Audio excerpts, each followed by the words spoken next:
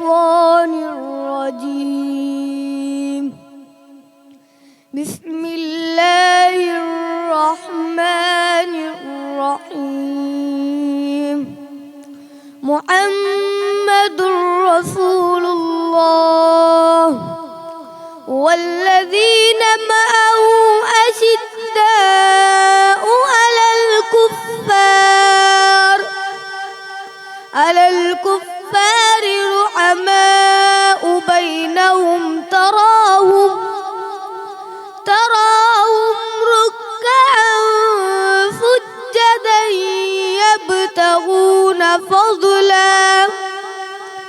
يبتغون فضلا من ربهم ورضوانا سيماهم في وجوههم من أثر السجود ذلك مثلهم في التوراة ومثلهم في الإنجيل كزرع أخرج شطأه فآزره فاستغلظ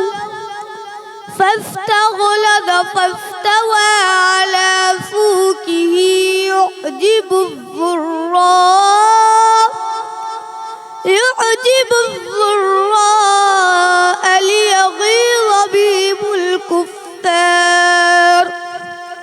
وعد الله الذين آمنوا وعملوا الصالحات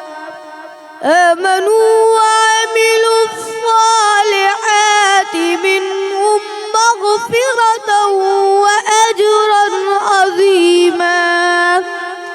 صدق الله العظيم. صدق اللہ العظیم. سبحان اللہ. اعوذ باللہ من الشیطان الرجیم. بسم اللہ الرحمن الرحیم.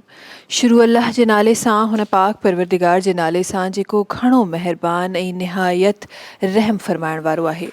मूंखे ॾिसंदड़ तमामु नाज़रीन खे, हिते मौजूदु तमामु हाज़रीन खे महविश कुरैशी तरफ़ां अस्सलाम वालेकुम वरहमतुल्लाहि वबरकातुहू. रमज़ान मुबारक जे महीने जो ही सफ़र तव्हां ई मां गॾिजी जंहिंमें मौजूदु आहियूं. अॼु 3 अशरे में तव्हांजी मुंहिंजी मुलाक़ात थी रही आहे. 3 अशरो जंहिंखे निजात जो अशरो चयो वियो. 21 रमज़ान मुबारक हिकु अज़ीम हस्ती सां मुंसलिक ॾींहुं. उहा हस्ती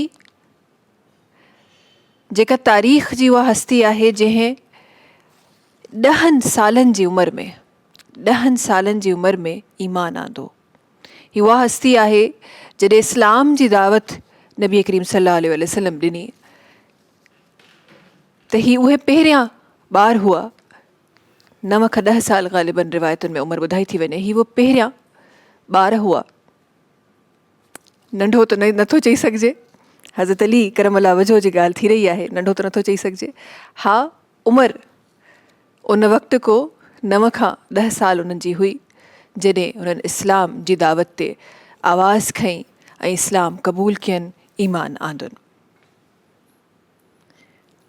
हज़रत अली करमल्लाह वजहो अॼु उन्हनि जी शहादत जो ॾिहाड़ो आहे. केॾो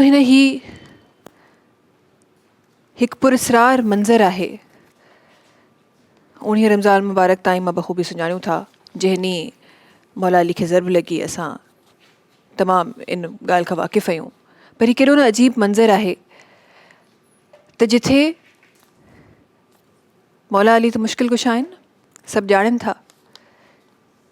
कीअं न ॼाण हूंदी त हे ई उहो शख़्स आहे, पर पाण उन्हनि खे जॾहिं फजर जी नमाज़ जे वक़्तु वञी रहिया आहिनि, पाण उनखे निंड उन आम सो माण्हू उहो इब्न मुलजिम उन जी अखि लॻी वई नमाज़ जे टाइम ते. पाण उनखे निंड मां बेदार कनि था त नमाज़ जो वक़्तु थियो आहे, वज़ू कर नमाज़ पढ़. ऐं उन्हनि खे जेको वक़्तु ज़रब हणण जो, 2 हिसा हिननि जा. हिकु त मौला अली खे नमाज खां अलावा, सजदे खां अलावा उन्हनि जी बहादुरी, उन्हनि जी ताक़त एतिरी जॾहिं जंग ख़ैबर जी ॻाल्हि थिए थी, दरवाज़ो जिथे चवनि था त 40 माण्हुनि उनखे बाद में खयो, उहो हिकु हथ सां खणी उछलायो। मुमकिन न हो नमाज़ ऐं सजदे खां अलावा, बिकॉज़ ही नमाज़ मौला अली करमल्ला वजहो जी नमाज़ हुई। रमज़ानुल मुबारक, माह रमज़ान महीननि मां सभिनी खां अफ़ज़ल महीनो। तारीख़ ॿुधाए थी, रिवायतुनि में अचे थी त जुमे जो ॾींहुं हो। सो महीनो सभिनी खां अफ़ज़ल, ॾींहुं जॾहिं जुमे जी ॻाल्हि कजे थी, ॾींहुं सभिनी ॾींहंनि मां शहनशाह ॾींहुं। वरी जॾहिं ॾींहं में वक़्तनि जी ॻाल्हि कजे थी, जुमे जे ॾींहं जे वक़्त जी ॻाल्हि कजे त सभिनी खां जेको अज़ीम वक़्तु फ़जर जो, फ़जर जे वक़्त जे सभिनी खां इम्पॉर्टेंट जेका घड़ी आहे उहा नमाज़ जो सभिनी खां ख़ूबसूरत रुकन सजदो, हुन सजदे में ज़रब हणी वई हज़रत अली करमल्ला वजहो खे। अॼोको ॾींहुं पाण जो शहादत जो ॾिहाड़ो आहे ऐं ही कंहिं अज़ीम हस्ती जी ॻाल्हि थी रही आहे जिन जो कातिल जॾहिं पंहिंजे साम्हूं आहे, पाण तकलीफ़ में आहिनि।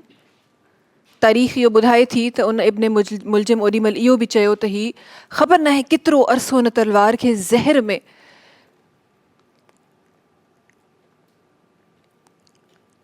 उते रखियो आहे। उन जे लाइ हज़रत अली करमल्ला वजहो जा लफ़्ज़ छा आहिनि त जे हिन खां इंतकाम वठिणो आहे त हिकु वार में वठिजो, हिन खे घणी तकलीफ़ न ॾिजो। अल्लाहु अकबर। पाण चवनि था हिन जा हथ पेर न कटिजो, मुंहिंजो दीन इन जी इजाज़त नथो ॾिए। ही कंहिंजी ॻाल्हि कहे रहिया आहिनि, उन जी जंहिं ज़रब हई आहे, जंहिं क़त्ल कयो आहे, हे उन जी ॻाल्हि थी रही आहे।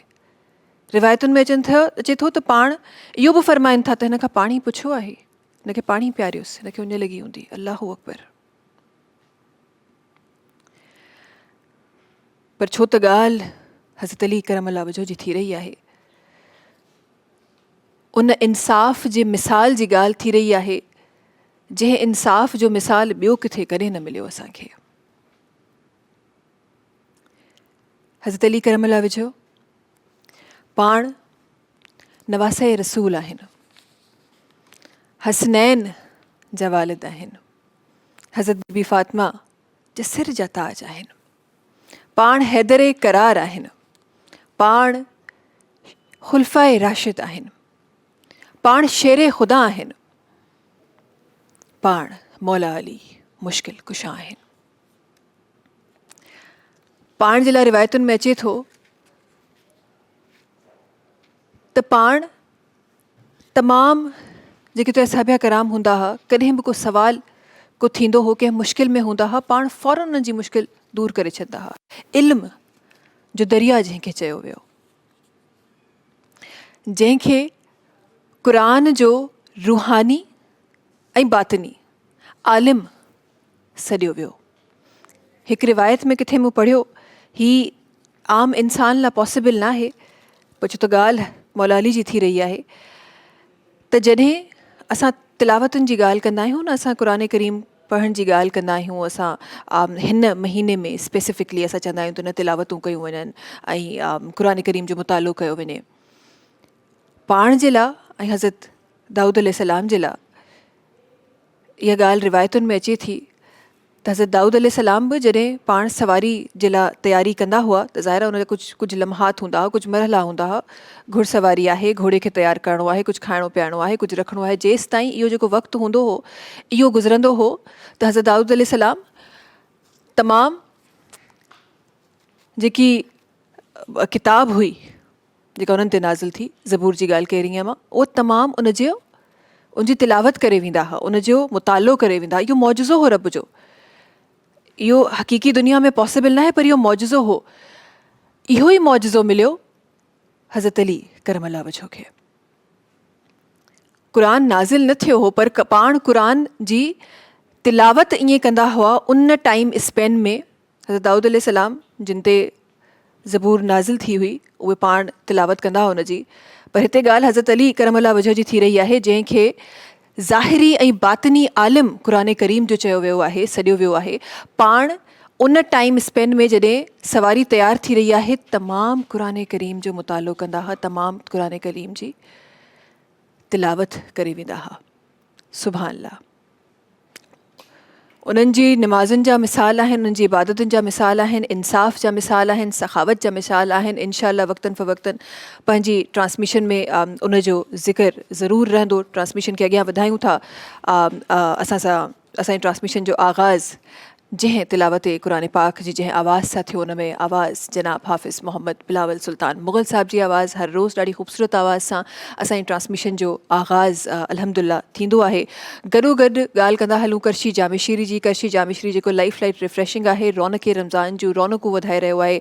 करशी जामे शीरी जेको ख़ालिस आहे ऐं 100% प्योर अर्कियात सां ठहियलु आहे। करशी जामे शीरी जंहिंजो चवणु आहे त विरहाइण सां वधंदो आहे। ट्रांसमिशन जो हिकु ॿियो हिसो ऐं ॾाढो ज़बरदस्त हिसो सलाम रमज़ान किचन।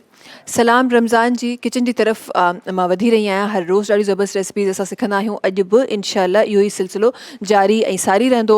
असां सां गॾु सलाम रमज़ान जे किचन में फ़ैसल असां सां गॾु हूंदा आहिनि। अस्सलाम वालेकुम। वालेकुम अस्सलाम। छा हाल आहे फ़ैसल? ख़ैरियत सां हो? ख़ुशि आहियो? तबियत ठीकु आहे?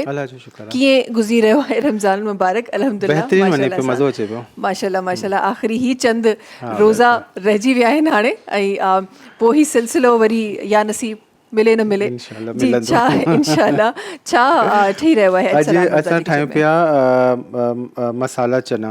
मसाला चना ही हिकिड़ी रेसिपी आहे, लाइक जीअं सालन हूंदो आहे न, हीअं ठहंदो थोड़ो जीअं चावल मतलब ये चना मसाला। हाँ न थोड़ो सालन टाइप जो। सालन आहे। ओके, सो चाट ना है, ही सालन न चाट न आहे, सालन आहे। थोड़ो डिफरेंट करे ठाहियूं पिया। नान सां गॾु खाई सघो था। नान सां ऐं वाइट राइस सां गॾु। वाइट राइस सां गॾु? Oh wow. ॿिन्हिनि शयुनि सां खाई सघो था। त हिते असां खणंदासीं वाइट राइस सोचे मूंखे यादि आयो त अरसो थी वियो आहे असां चणनि वारो पुलाव न खाधो आहे। बचपन में ॾाढो खाईंदा हुआसीं असां। किथे आहिनि यार ठाहिण वारा हथ? किथे आहिनि? छो न ठाहे रहिया आहिनि? जी। सो तलो कुकिंग ऑयल। तलो कुकिंग ऑयल विटामिन ए ऐं डी का भरपूर है, लो कोलेस्ट्रॉल है, ओमेगा 3 ऐं 6 मौजूदु आहे। 1 लीटर 3 लीटर ऐं 5 लीटर में पाउचिस में हे मार्केट में अवेलेबल आहे। तव्हां वठी सघो था तव्हांजे करीबी स्टोर में। अमा तलो में पकाओ, हमें सेहतमंद बनाओ। जी हिते खणंदासीं हाफ कप खां थोरो घटि 6 खां 7 खाइण जा चमचा तलो कुकिंग ऑयल। अच्छा, हिकिड़ी शइ आहे कि टाइम जे करे मां बसर ब्राउन यूज़ कयां पियो। तव्हां हिकु ॻंढ बसर खे ब्राउन करे छॾिजो पहिरीं। नॉर्मल जीअं दाग कबो आहे, दाग कबो कलर में कबो आहे न, त मां टाइम जी बचत जे करे ब्राउन बसर यूज़ कयां पियो हिते।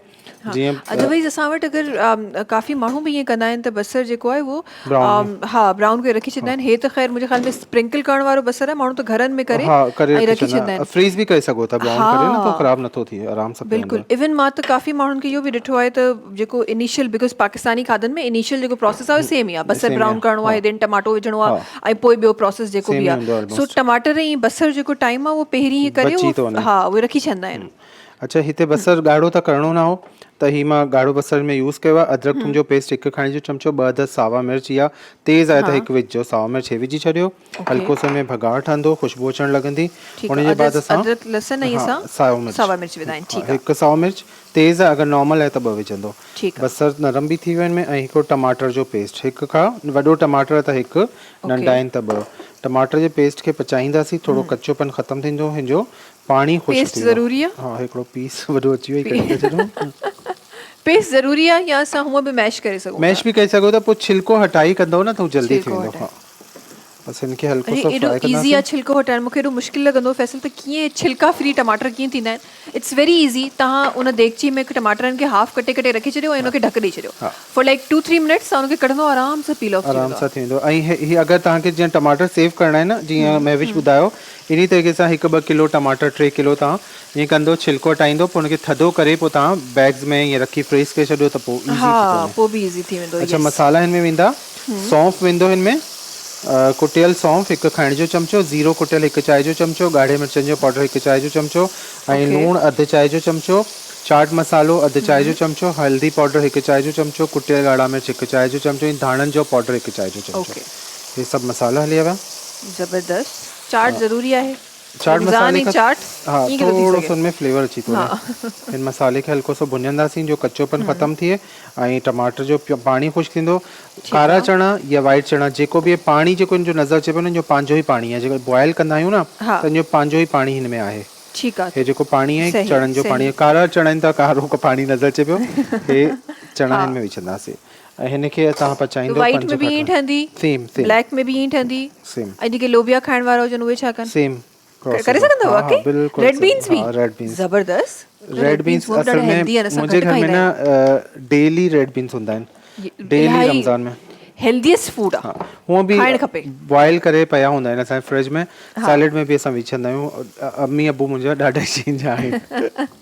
न इहे शयूं एक्चुअली असांजी डाइट में हुजणु खपनि। ॾाढी सुठी ॻाल्हि आहे तव्हां रोटी चांवर खायो, ॾाढी सुठी ॻाल्हि आहे, बिरयानियूं खायो, बट इहे हेल्दी शयूं बि डाइट में खाइणु ज़रूरु हुजणु खपनि, खपनि। बिल्कुलु। यस। ऐं बसि हीउ तयारु थी वेंदो।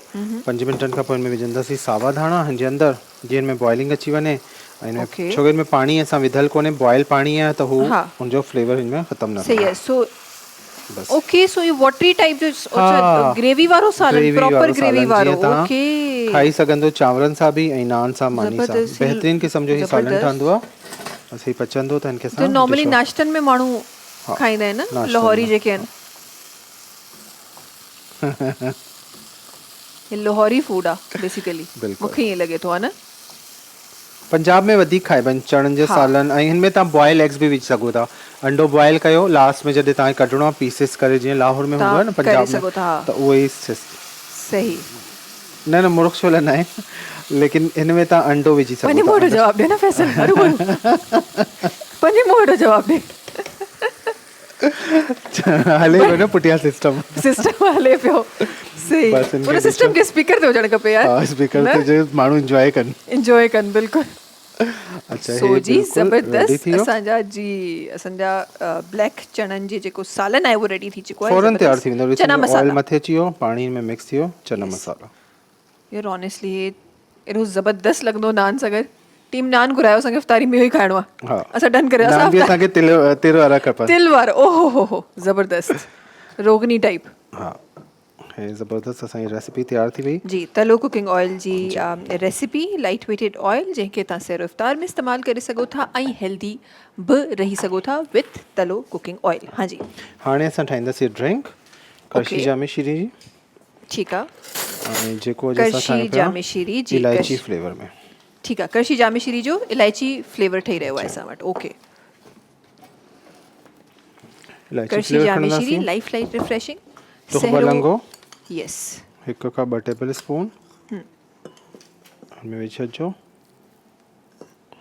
हे ज़रूरु विझंदा कयो रोज़नि में, ख़ासि कर स्टमक लाइ तमामु बहितरीनु शइ आहे तव्हांजे। ऐं हिन में असां विझंदासीं 4 खंड जा चमचा इलायची फ्लेवर। नो शुगर, ओनली करशी जामे शीरी ऐं तव्हांजी ड्रिंक रेडी आहे इलायची फ्लेवर। मूंखे चङी तरह हिन में कुझु बि न आहे विझणो, बसि बर्फ़ विझी वठिजो। ही त पहिरीं बि तव्हां ठाहियो आहे हिकदमि सां स्ट्रॉन्ग। अॼु छो न छो मूंखे हिनजी आई आहे स्मेल। छा जी? हिन जी अॼु न पई इलायची अचे? जी उहो असल एकदमि में सां आई आहे, घणी आई आहे। हाँ घणी अचे पई। अच्छा हिन में तव्हां हिनखे खीर सां गॾु बि ठाहे पियो त ॾाढो ज़बरदस्त लॻे थो। इहो जेको इलायची फ्लेवर आहे न, करशी जामे शीरी तव्हां पंहिंजी सहरो इफ्तार जी ख़ुशियूं ख़ालिस करे सघो था विथ ख़ालिस करशी जामे शीरी।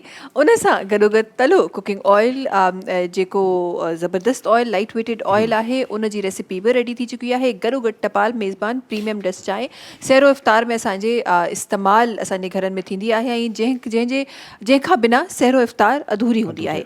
अच्छा जी अॻियां ट्रांसमिशन खे वधाए सघंदासीं। Thank you so much Faisal ज़बरदस्त रेसिपी सेखारण जे लाइ।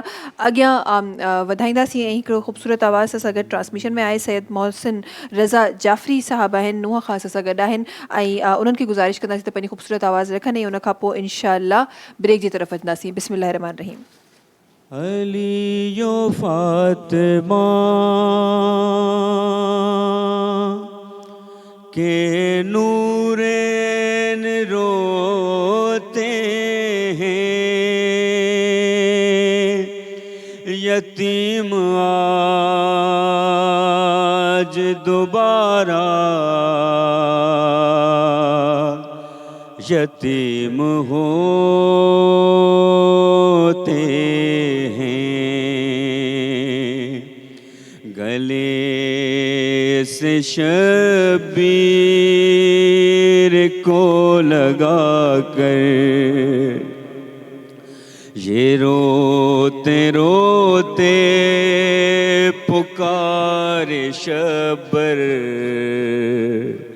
हमारे बाबा नहीं रहे। गले से शबीर को लगा कर ये रोते रोते पुकारे शब्बर, हमारे बाबा नहीं रहे। रे वो रो रही है तड़प तड़प कर, संभालो बहनों को भाई जाकर, हमारे बाबा नहीं रहे। हाय बजुज़ खुदा अब कोई सहारा नहीं बचा है मेरे भाई। शजर की सूरत जो सर पे साया था उठ चुका है मेरे भाई। गमों की धूप अब न हो मुकद्दर के अब नहीं साइबान सर पर, हमारे बाबा नहीं रहे। हमारे बाबा नहीं रहे। हाय जो बुग़्ज़ दिल में भरा हुआ था वो बुग़्ज़ दुनिया ने यूं निकाला। अरे हमारे बाबा को एक ज़ालिम नेहाए सजदे में मार डाला।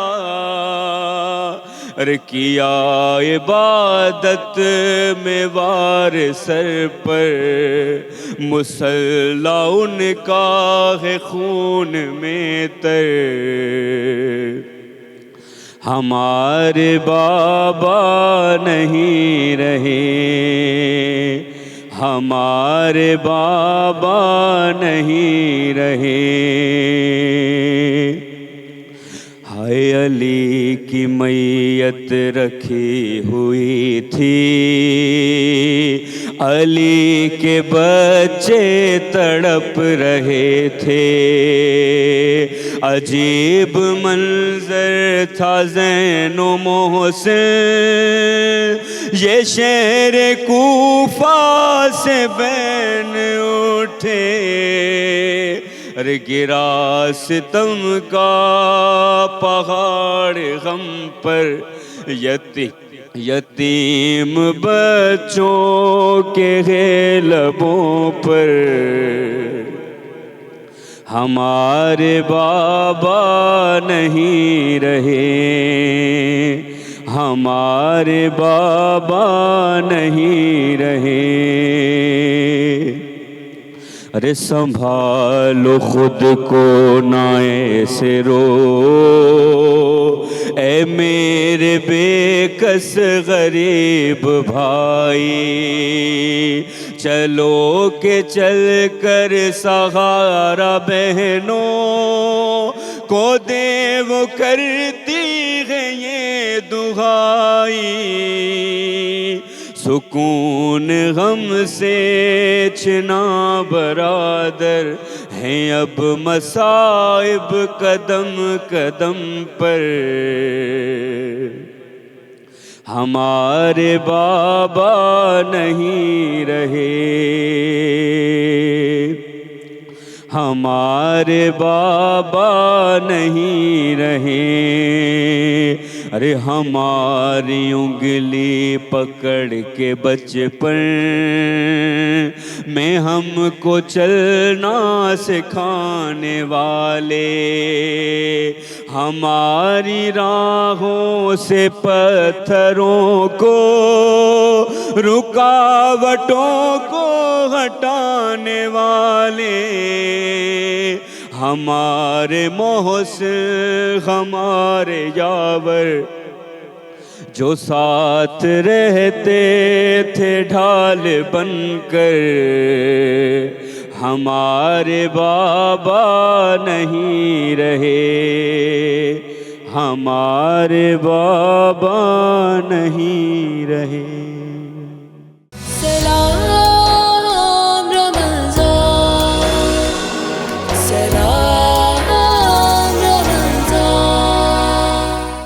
सलाम रमज़ान सगर एक दफ़ो ॿीहर तव्हां सभिनी जे साम्हूं हाज़िर आहियूं। ट्रांसमिशन में कुझु ॿियनि साथियुनि जो साथ आहे, उन्हनि जो बि तारुफ़ कराईंदा हलंदासीं इंशाअल्लाह। पोइ ज़िक्र जो सिलसिलो मज़ीद ख़ूबसूरती सां पंहिंजी ट्रांसमिशन में शामिल कंदासीं। असां सां गॾु मौलाना अरबाब अली शाह मूसवी साहबनि जिन असांखे जॉइन कयो आहे। वॾी महिरबानी तव्हांजी ट्रांसमिशन में असांखे जॉइन करण जी। गॾोगॾु हिन तरफ़ असां सां गॾु ॿ ॿिया नाला आहिनि जिन असांखे जॉइन कयो आहे। सभिनी खां पहिरीं ॾाढा नंढिड़ो प्यारो सो आवाज़ असांखे जिन असांखे जॉइन कयो आहे, ॾाढो ख़ूबसूरत हुननि जो आवाज़ आहे। इंशाअल्लाह जल्दी पंहिंजी ट्रांसमिशन में शामिल कंदासीं। सैयद मोहम्मद मास्टर अली रज़ा जैदी साहब हैं जिन असांखे जॉइन। माइक उठाओ ज़रा। कैसे हैं आप? ठीक हूँ। तबीयत ठीक है आपकी? कितने ईयर्स के हैं आप? 7 सालों के हैं। तो आपके जो नाम में वर्ड्स हैं वो भी 7 हैं, आप भी 7 ईयर्स के हो। ये कैसे हो गया? ये कैसे हो गया जैदी साहब, बताइए ज़रा, ये कैसे हुआ? बाबा ने रखा था। बाबा ने नाम याद कैसे हुआ है आपको, मुझे ये बताओ। कौन सी एज में नाम याद हुआ था? मुझे स्कूल के क्लास से नाम पता है। इसको इधर आओ, इधर आओ, इधर आओ, इधर आओ, मेरे पास आओ, मेरे पास आओ। ये इतना अच्छा बच्चा है, ये हमारा अच्छा बच्चा है ये हमारा। जाओ। अच्छा जी, इन सां गॾोगॾु असां सां गॾु हिकु ॿियो ख़ूबसूरत नालो आहे जिन असांखे जॉइन कयो आहे ऐं पाण बाय प्रोफेशन हिकु इवेंट प्लैनर आहिनि, न सिर्फ़ु कॉपरेट बल्कि हिन वक़्त जी जेका ज़रूरत आहे, मजलिसूं आहिनि, महफ़िलूं आहिनि, नातुनि जो सिलसिला आहिनि, नातुनि जूं महफ़िलूं आहिनि जेके थी रहियूं आहिनि, पाण जो एक्सपीरियंस रखनि थियूं। असां सां गॾु सादिया इमरान साहिब आहिनि जिन असांखे जॉइन कयो आहे। वॾी महिरबानी तव्हांजी बि ट्रांसमिशन में असांखे जॉइन करण जी। कैसी हैं सादिया साहिब आप? अल्हम्दुलिल्लाह खैरियत से हैं, खुश हैं? कैसा गुजर रहा है माह रमज़ान?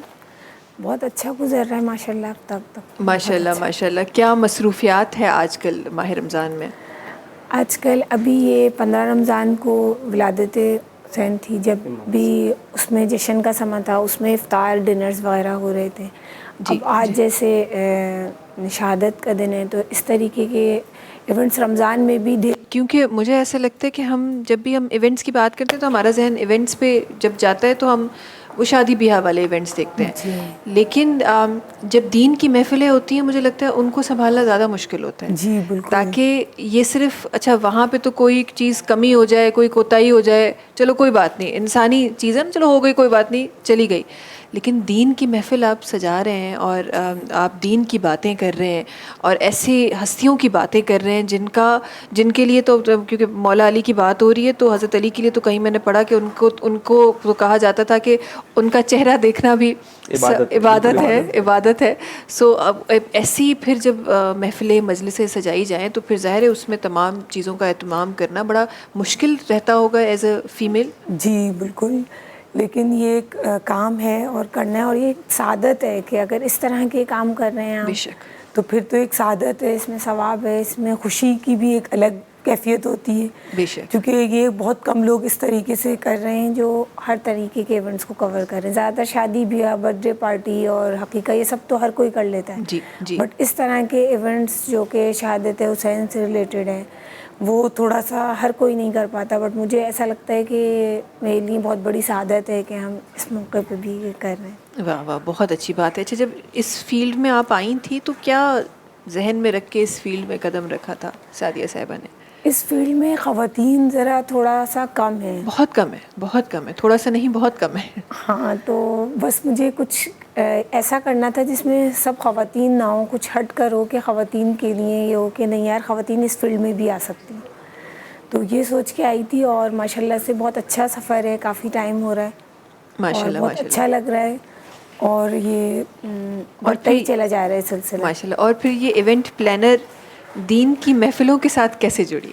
मैं ज़रा ये भी जानना चाहती हूँ। चूँकि मैं as a guest speaker Ramzan transmission में ही गई थी और वहाँ से ही मुझे एक थे, उन्होंने साहब ने बोला कि हमारा ऐसा इवेंट है और क्या आप वो करेंगी? तो मैंने कहा ये तो मेरे लिए बहुत खुशी की बात है, क्यों नहीं करूँगी, ज़रूर करूँगी। वाह, वाह, तो वहाँ बहुत से खूबसूरत। माशाल्लाह से सिलसिला शुरू हुआ और अब काफ़ी, अब रमज़ान में टाइम नहीं होता, हर डे माशाल्लाह। कुछ ना कुछ हो रहा होता है। माशाल्लाह, माशाल्लाह। खुदा ताला आपके काम में और बरकत अता फरमाए और बड़ा नेक काम जो करवाते हैं वो तो नेक अमल कर ही रहे हैं, लेकिन जो संभालते हैं मुझे लगता है उनको भी वो जो सवाब के दरवाजे हैं ना उनके लिए भी खुल जाते हैं और रहमतों पर बरकतों के जो सिलसिला है वो उनके लिए भी खुल जाता है, बिकॉज़ आप लोग संभाल रहे होते हैं दीन की। ये कोई छोटी बात नहीं है। वो महफ़िल हो रही है, महफ़िल कौन सी है, मजलिस कौन सी है, दीन की महफ़िल है।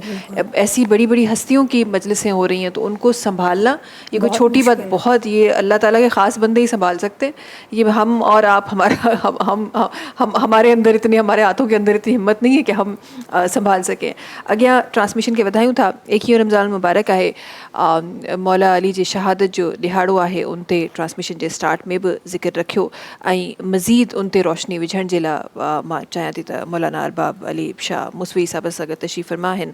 जनाब जा लफ़्ज़ शामिल करणु चाहियां त इस ट्रांसमिशन में।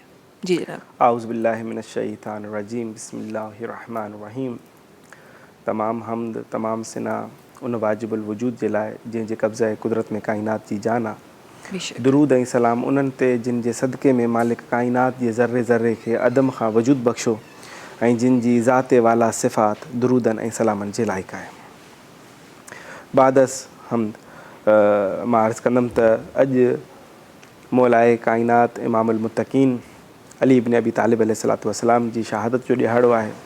यकीनन हर मोमिन ते गिरां गुज़रण वारो ॾींहुं आहे ऐं तव्हां ॾिठो त जेको आहे कंहिं मज़लूमियत जे आलम में इमामुल मुत्तक़ीन खे शहीद कयो वञे पियो ऐं इमाम अलैहिस्सलातु वस्सलाम खे पाक नबी सल्लल्लाहु अलैहि वसल्लम पंहिंजी हयाती में ई बिशारत ॾेई विया हुया ऐं ॾसे विया हुया त कहिड़े तरीक़े सां ए अली तव्हांखे शहीद कयो वेंदो।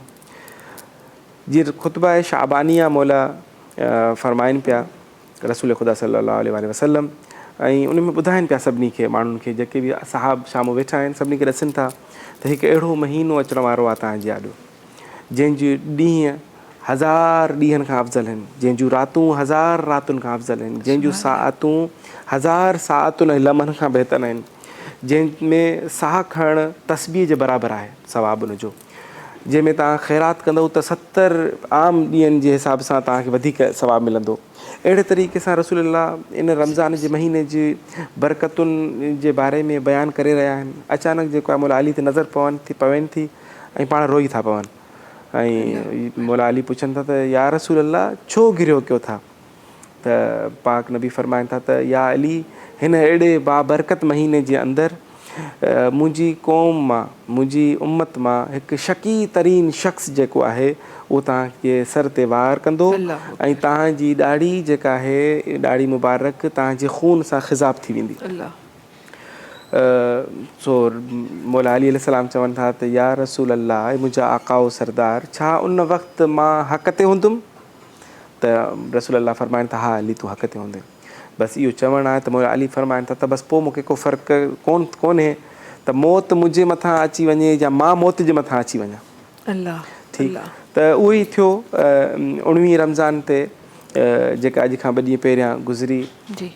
मौला अली अलैहिस्सलाम सुबुह जी निमाज़ ते जॾहिं मस्जिद में दाख़िल थिया त छा ॾिसनि था त इहो ई बदबख़्त तरीन शख़्स उल्टो सुतल आहे, मौला जो कातिल, ऐं मौला जेको आहे उनखे ठोकर हणी उथारनि था ऐं उनखे चवनि था त अल्लाह जे घर में हिकु सुतो पियो आहे, ॿियो वरी उल्टो सुतो पियो आहे, उल्टो शैतान सुम्हंदो आहे, उथ पंहिंजे कम लाइ आयो आहे उहो कर। मौला ॼाणनि था त इहो ई मुंहिंजो कातिल आहे। ऐं जेको आहे मां हिते हिकिड़ो शाइर ॾाढो बहितरीनु शेर चयो आहे, उहो कोट कंदो आहियां अक्सर, त मौत जेको आहे अक्सर वॾनि वॾनि बहादुरनि खे ठोकर हणी केरायो, पर अली उहो आहे जंहिं ख़ुदि मौत खे ठोकर हणी चयो उथ अली आयो अथई। ऐं मौला अली अलैहिस्सलाम वञनि था ॿ टे रिवायतूं आहिनि त मौला जेको आहे नमाज़ शब पिया था पढ़नि या जेको आहे आज़ान ॾियण खां पोइ जेको आहे मौला नाफ़िला नमाज़ पढ़नि था त ॿी रकअत जे सजदे में जॾहिं वञनि था त हीअ बदबख़्त अचे थो तलवार खणी ऐं उहा तलवार आहे कुझु रिवायतूं मिलनि थियूं असांखे त इन में एॾो ज़हर विधो वञे थो इन तलवार जे ठाहिण में त इहे पूरे कूफ़े जे माण्हुनि खे मारण जे लाइ काफ़ी हुई। पर मौला अली अलैहिस्सलाम जे सर ते वार थिए थो ऐं हाणे मौला जी जेका शहादत आहे उहा ॿिनि तरीक़नि सां आहे, माना ज़हर जे असर सां बि आहे ऐं तलवार जे वार सां बि आहे, ॿिनि तरीक़नि सां। ऐं हू वार करे थो ऐं जीअं ई मौला हसन हुसैन डुकंदा अचनि था मौला खे पंहिंजे गोद में खणनि था, छाकाणि त आसमान ते पूरे मके में कूफ़े में इहा सदा फैलिजी वञे थी त क़द कुतला अमीरुल मोमिनीन, अॼु मोमिनीन जो इमाम जेको आहे क़तल थी वियो। त यतीम जेके मके कूफ़े जा हुया इर्द गिर्द हुया उहे सभु डोड़नि था त असांजो जेको अॼु बाबो अॼु दुनिया में हलियो वियो। सो सभु अचनि था ऐं मौला हसन रोअनि था त मौला अली अलैहिस्सलाम उनखे चवनि था त रो न। मौला हुसैन रोअनि था त मौला अली अलैहिस्सलाम उनखे मना कनि था, तसली ॾियनि था त हीउ वक़्तु बि गुज़री वेंदो, तव्हां रुओ न, हे न कयो। ऐं जॾहिं इहा तलवार जीअं लॻी त मौला अली अलैहिस्सलाम हिकु लफ़्ज़ चवनि था ऐं उहो कंहिं काइनात में नथो मिले त कोई शख़्स जेको आहे शहादत जे वक़्तु जा जेको ख़बर अथनि त हीअ आख़िरी लम्हो आहे ऐं आख़िरी ज़रब मूंखे लॻी आहे, इन खां पोइ मुंहिंजी ज़िंदगी पूरी थी वेंदी, त उते हू चवे त फुस्तु व रबिल काबा, रब काबा जी कसम अॼु अली कामयाबु थी वियो। त इन ते हिकिड़ी इंशाअल्लाह तफ़सीरूं इलाही आहिनि, इन ते डिस्कस कंदासीं अॻिते। त मौला अली अलैहिस्सलाम खे पंहिंजा पुट जेको आहे खणी वञनि था पंहिंजे घर, त जॾहिं घर खणी वञनि था त दरवाज़े ते मौला अली अलैहिस्सलाम इन्हनि खे चवनि था त मूंखे लाहियो ऐं जेके मूंसां गॾु असहाब आहिनि इन्हनि खे चओ त मोटी वञनि। मौला छो मोटी वञनि, इहे तव्हां सां मोहबत करण वारा आहिनि, इन्हनि खे त तव्हां इजाज़त ॾियो। त मौला चए थो न, जीअं ई तव्हां वेझा वेंदव त मुंहिंजूं धीअरुनि खे मुंहिंजी ख़बर पवंदी त उहे गिरियो कंदियूं, त मां नथो चाहियां त मुंहिंजी धीअरुनि जो गिरियो जेको आहे मुंहिंजे असहाब जे कननि ते हलियो वञे। मां चवंदुमि त ऐं मुंहिंजा आकाओ सरदार, तव्हांजा इहे बावफ़ा अंसार असहाब तव्हां सां गॾु आहिनि, अगरि तव्हां हींअर बर्दाश्त नथा कयो त तव्हांजे इन्हनि असहाब जे कननि ते तव्हांजी धीअरुनि जे रोअण जी का आवाज़ हली वञे त उहो बि हिकु वक़्तु ईंदो, करबला जो मैदान हूंदो, जिते तव्हांजी जेको आहे धीउ ज़ैनब जेको आहे उहा सभिनी खे क़ुर मथे ते रखी इल्तमास करे रही हूंदी त अरे मुंहिंजे भाउ हुसैन खे क़तल न कयो, त हिन जेको आहे मुंहिंजी माउ इनखे चकियूं पीउ पीउ पालियो आहे। केॾो जेको आहे हिकिड़ो लम्हो आहे। त मौला अली अलैहिस्सलाम बिल आख़िर घर अचनि था। हाणे जीअं ई घर पहुता त धीअरुनि बीबी उम्मे कुलसूम बीबी ज़ैनब जॾहिं बाबा जी हीअ हालत ॾिठी त रोअण लॻियूं। अच्छा हाणे पीउ जो दिलि ॾिसो न, असां सभु धीअरुनि वारा आहियूं, त पुटनि खे त मौला अली अलैहिस्सलाम चवे पियो त न रुओ, गिरियो न कयो, उन्हनि खे सम्झाए पियो त जेको आहे हीउ वक़्तु गुज़री वेंदो, असां मर्द आहियूं, असांखे रोअणु न खपे, असां जेको आहे तव्हां परेशान न थियो, मां ठीकु थी वेंदुमि। पर जीअं ई धीअरुनि ते नज़र पियसि, धीअरूं रुनियूं, पीउ बि पाण रोअणु शुरू थी वियो। हाणे उहो छाजे करे रोॾो, त धीअरुनि जी उहा दिलि छाकाणि त नरम आहे, हाणे पीउ खां बर्दाश्त नथी थिए त मुंहिंजी धीउ ईअं रुए। ठीकु, त हीअ उहो मौला आहे। हाणे जॾहिं इहो मरहलो अचे थो त उन मरहले खां पोइ हाणे मौला सभिनी खे जेको आहे तबीब खे पहिरियों घुराए थो वञे। तबीब अची ज़ख़्म खे ॾिसी चवनि था मौला हसन हुसैन खे त हीउ ज़ख़्म एतिरो गहरो आहे त जेको आहे हीउ बचणु मुश्किल आहे। पोइ बछा कजे, चवंदा जेको आहे जेतिरो थी सघे हिनखे खीरु पीआरियो, त खीरु जेको आहे उहो ज़हर जे असर खे बि घटि कंदो ऐं जेको आहे एनर्जी आणींदो, त जेको आहे उन सां इहो ज़ख़्म भरिजी सघे थो। कूफ़े जा यतीम ॿार जिन खे हर रोज़ु मौला अली वेंदा हुया, उन्हनि जे घर वञी उन्हनि खे खीरु पाण पीआरींदा हुआ या खीरु वञी पुॼाए ॾींदा हुया, उहे ॿार न जाने काथऊं पैसा कनि था, काथऊं आणनि था, उहो खीरनि जा प्याला खणी मौला जे दर ते अची बीहनि था। त असांजे आकाओ सरदार खे, असांजे बाबे खे, छाकाणि त मौला अली खे रसूल अल्लाह जी बि हदीस मुबारक आहे त ए अली हिन उम्मत जा ॿ पीअर आहिनि, हिकु मां हिकु तूं। त उहो जेको आहे पीउ आहे ऐं उनजी शफ़क़त तव्हां हितां बि अंदाज़ो लॻाए सघो था त जंहिं वक़्तु छाकाणि त मौला विया आहिनि पंहिंजी मस्जिद, राति ते पंहिंजी धीउ उम्मे कुलसूम वटि जेको आहे रोज़ो खोलियो अथनि, त उते हुननि धीउ 3 शयूं रखियूं, हिकिड़ी नमक, हिकिड़ो खीर जो प्यालो ऐं हिकिड़ी मानी। त मौला अली चए थो त ए धी तोखे ख़बर न आहे त अली जे सुफ़रे ते हिक खां वधीक का ॿी शइ न हूंदी आहे, त हिकिड़ी शइ खण।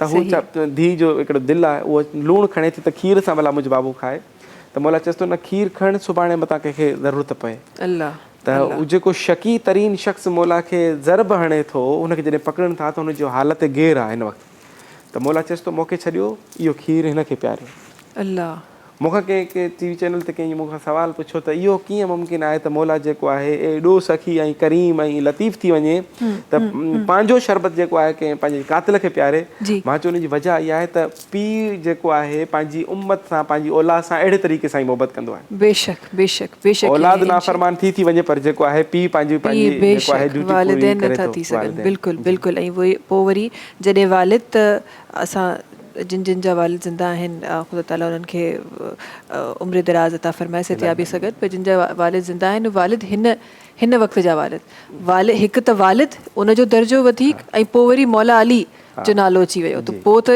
कई गुना वधीक दर्जात वधीक ब्रेक जो वक़्तु आहे इनशाअल्लाह वक़्तन फ़वक़्तन ॿियो बि गुफ़्तगू रहंदी पर उन खां पहिरीं असां सां गॾु सैयद मोहम्मद मास्टर अली रज़ा ज़ैदी साहब तशरीफ़ फरमा आहिनि उन्हनि खे गुज़ारिश करणु चाहियां थी त पंहिंजी आवाज़ सां ट्रांसमिशन बिस्मिल्लाह अचो हेॾा अचो यहाँ आ जाओ बैठ के पढ़ोगे खड़े होके पढ़ोगे बैठ के पढ़ो अच्छा आप मेरी कुर्सी पे आओ आ जाओ नहीं इधर आओ आज तुम यहाँ पढ़ोगे नहीं मौलाना साहब ने बोला आप यहीं पढ़ोगे चलो आज तुम यहाँ पढ़ो मैं यहाँ बैठूंगी चलो पढ़ो मैं सुनूंगी आपको चलो मोमिनो है दरे करारे का मातम कर लो मोमिनो है दरे करारे का मातम कर लो मोमिनो है दरे करारे का मातम कर लो मोमिनो है दरे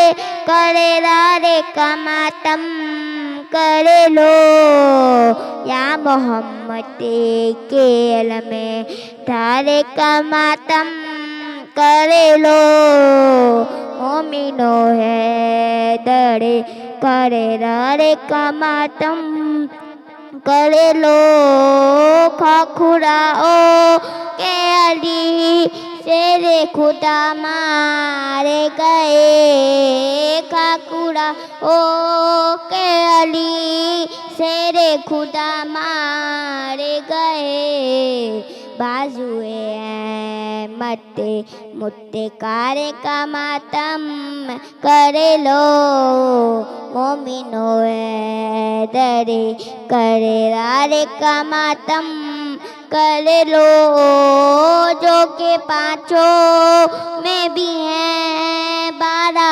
इमामों में भी हैं जो के पाँचों में भी हैं 12 इमामों में भी हैं सारे नबियों के मददे दारे का मातम कर लो मोमिनो है दरे करे रारे का मातम कर लो। माशाल्लाह माशाल्लाह माशाल्लाह किसने याद कराई है बैठो बैठो किसने याद कराई आपको मम्मा ने याद कराई मम्मा को थैंक यू बोलो मुझे नहीं मम्मा को बोलो कैमरा में बोलो मम्मा वहाँ से देख रही है थैंक यू हाँ पूरा थैंक यू बोलो ना बोलो मम्मा थैंक यू सो मच आपने मुझे याद कराया थैंक यू मम्मा थैंक यू सो मच बस और कुछ बोलना है मम्मा को कुछ अफ्तारी में रखवाना है मम्मा से शरबत रख देना बोलना है नहीं ट्रांसमिशन में वक्त है ब्रेक जो तहाँ से मुलाकात क्यों था कुछ ही देर में सलाम रमज़ान में सलाम रमज़ान सलाम रमज़ान सलाम रमज़ान सगत हिकु दफ़ो ॿीहर तव्हां सभिनी साम्हूं हाज़िर आहियूं ट्रांसमिशन जे हिन हिस्से में ॿिनि आवाज़ असांखे जॉइन कयो आहे कुझु देरि पहिरीं सैयद मोहसिन रज़ा जाफ़री साहब जिन जी आवाज़ पहिरीं बि ट्रांसमिशन में शामिल थी इंशाअल्लाह हिकु दफ़ो ॿीहर जनाब जी आवाज़ शामिल कंदासीं गॾोगॾु असांखे इफ़्तिख़ार ज़ैदी साहबनि जिन असांखे ट्रांसमिशन में जॉइन कयो आहे ॻाल्हि 21 रमज़ान मुबारक जी हली रही आहे ॻाल्हि शहादत मौला हसन मौला अली जी हली रही आहे माज़रत सां ऐं बिकॉज़ ही जॾहिं बि तव्हां मौला अली जी ॻाल्हि कयो इमाम हुसैन जी ॻाल्हि कयो इमाम हसन जी ॻाल्हि कयो त ईअं लॻंदो आहे त हिकु जॉइंट हिकु का शइ आहे जेका गॾियल आहे ऐं उहो ज़िक्र ईअं फ्लो में गॾी थी वेंदो आहे ऐं वरी जॾहिं त उहा जेका कारी कमली जी जेका ॻाल्हि कजे थी, पंजतन पाक जी जॾहिं ॻाल्हि कजे थी, त जॾहिं बि तव्हां इस्लाम जे तौर तरीक़नि जी ॻाल्हि कंदा आहियो त ईअं लॻंदो आहे त हिननि जा मिसाल तव्हां ॾेई रहिया आहियो, मोहम्मद ऐं हुनजी सलाहु अलैहि हुननि जी आल जा मिसाल तव्हां ॾेई रहिया आहियो। सो मौला अली जी शहादत ते ॻाल्हि हली रही आहे। ऐं हिकु ॻाल्हि मौलाना साहिबु ज़रूरु तव्हां खां मां पुछणु चाहींदमि ऐं चाहींदमि तुंहिंजो ख़ुलासो पंहिंजी ट्रांसमिशन में ज़रूरु कजे।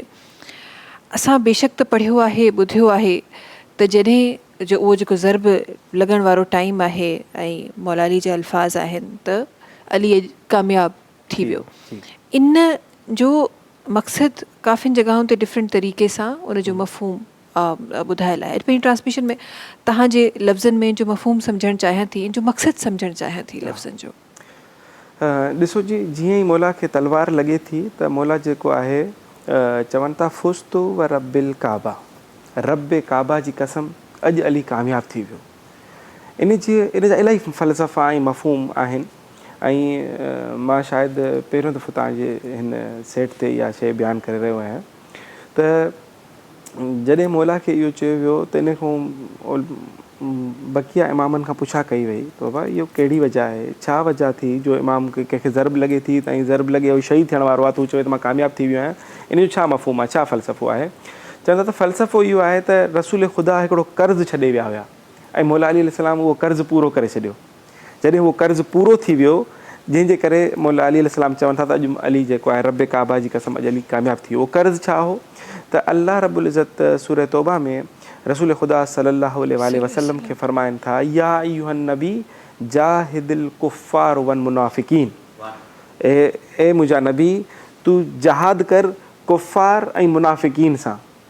त रसूल ख़ुदा सल्लल्लाहु अलैहि वसल्लम कुफ़ार सां त जहाद कई, पर मुनाफ़िकीन साम्हूं जंग कर साम्हूं थी न आया जो रसूल ख़ुदा उन सां जंग करे। हाणे अल्लाह जे इन हुकुम जे मुताबिक़ रसूल अल्लाह जो इहो जहाद बाक़ी हो जेको मुनाफ़िकीन सां थियणो, पर जीअं ई मौला अली अलैहिस्सलाम खे इक़्तिदार मिले थो त उहे मुनाफ़िकीन ज़ाहिर थी चिटा थी साम्हूं अची वञनि था। ऐं जॾहिं हू चिटा थी साम्हूं अचनि था त मौला अली अलैहिस्सलाम उन्हनि सां जीअं कुफ़ार सां जहाद कयो हुयो रसूल अल्लाह ऐं मौला अली अलैहिस्सलाम मिली, हाणे मौला अली अलैहिस्सलाम उहो रसूल अल्लाह जो कर्ज़ु जेको ख़ुदा हुकुम ॾिनो हो रसूल खे, उहो रसूल अल्लाह पूरो न करे सघिया त वाइदो वठी विया मौला अली खां त ए अली इहो तव्हांखे मुनाफ़िकीन सां जेको आहे जहाद करिणो अथव। त तव्हां ॾिठो त मौला अली अलैहिस्सलाम जी खां पहिरियां जेके हुकूमतूं आयूं उन्हनि मां कंहिं सां बि का जंग न आहे कंहिंजी थी। अमन, सुकून, राहदारी, भाईचारगी, इन्हनि शयुनि जी रवादारी पाण में रही।